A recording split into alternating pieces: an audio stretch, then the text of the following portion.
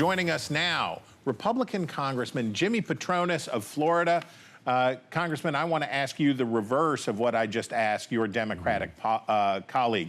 Is it possible that crime can be unacceptably high in Washington, D.C., and that having masked federal agents patrolling the streets constitutes executive overreach? Well, one, thanks for having me. And I appreciate Adam's point that crime is too high. Look, one thing I learned, I was a chief financial officer for the state of Florida for 8 years.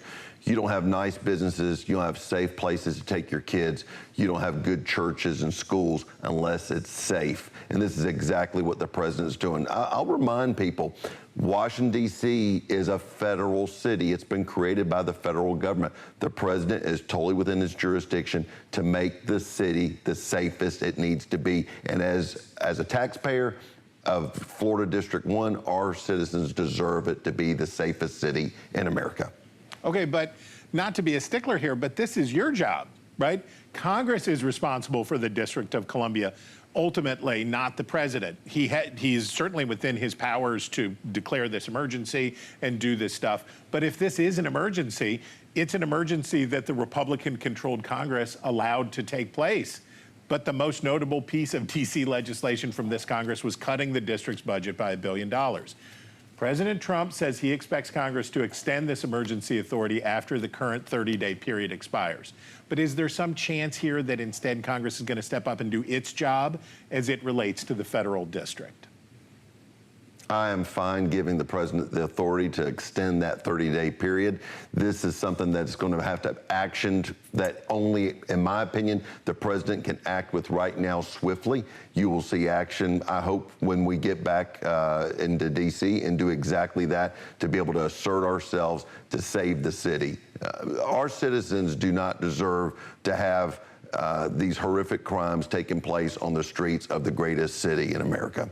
But I guess what I'm getting at is, shouldn't Congress do its job? Like, I get the thing that you're saying the president, you want him to have the power to do it, but ultimately the district is Congress's responsibility. That's the way it works. And if there's an emergency, it doesn't seem like things went the right way under congressional supervision. Well, I'm confident that when we get to D.C., we will continue to act on exactly what your concerns are. But in the meanwhile, the president is totally within his authority to do what he's doing. You don't hear any Republican members of Congress, and you just heard a Democratic one that is in a real hard way to admit it, they are supporting what the president is doing. So again, I hopefully this is not a partisan issue, but a bipartisan issue that we need to keep Washington, D.C. safe. Look, you may see Chuck Schumer fussing about it, but he's driving around in a black limousine SUV with armed guards, okay? He does not live in the same environment the working class people of Washington, D.C. do, or Adam's kids only do. Okay, the president instituted a slew of tariffs that are now in effect. And the numbers have been, in a lot of ways, better than the worst expectations.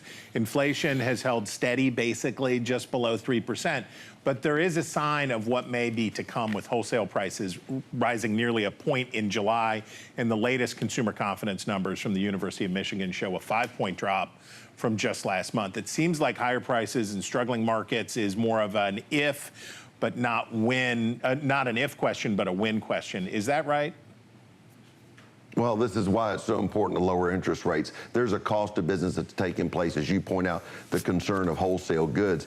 If the cost of carry of dollars is less because interest rates are lower, businesses don't have the luxury of getting a fixed rate 30-year loan like a homeowner does. So this is why it's so important that the Fed react and take advantage of the tools that the big, beautiful bill did to put dollars back into the taxpayer's pocket to provide those tax cuts. But look, if you want it to be supercharged, all parties have to have all tools on deck working right now. And in my opinion, the sooner the better.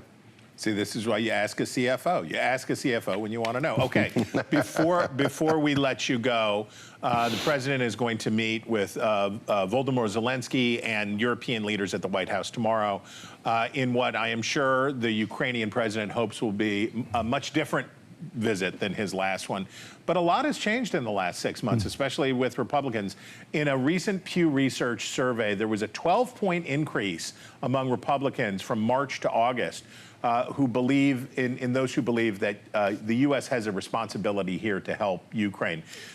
In February, it was a bad scene with Republicans and Zelensky. What kind of Republican Party will Zelensky meet when he arrives in Washington tomorrow? Well, I think what we're seeing, at least I know my constituents are telling me, and what I hope happens is with all these other European Union leaders that are coming together with Zelensky, there's a little bit of an intervention. The president, you know, he has made it loud and clear. There's probably going to need to be a land deal at part of this negotiation. Zelensky's not going to be happy with this. But you know what? Putin probably won't be either. But we've got to stop the bloodshed. And again, so you look at the rest of the European Union countries that may be on the verge or the cusp of this war bleeding over into their countries. They don't want it either, but I think President Trump is the only one that can look them in the eyes and tell them, all right, what are you going to do about it? Because I've got an ocean called the Atlantic that stands between me and whatever's taking place in Europe. I'm happy to help. I'm happy to broker. I've got Putin willing to show up on U.S. shores to start a dialogue. Let's close this deal and let's stop the bloodshed. I am looking forward to the next 48 hours of what's going to happen in Washington, D.C. Okay. Congressman, thank you. If you ever hauled a skiff down the Baghdad boat ramp on the Blackwater River, you would know him already. But if you don't, there he is, Congressman Jimmy Patronis.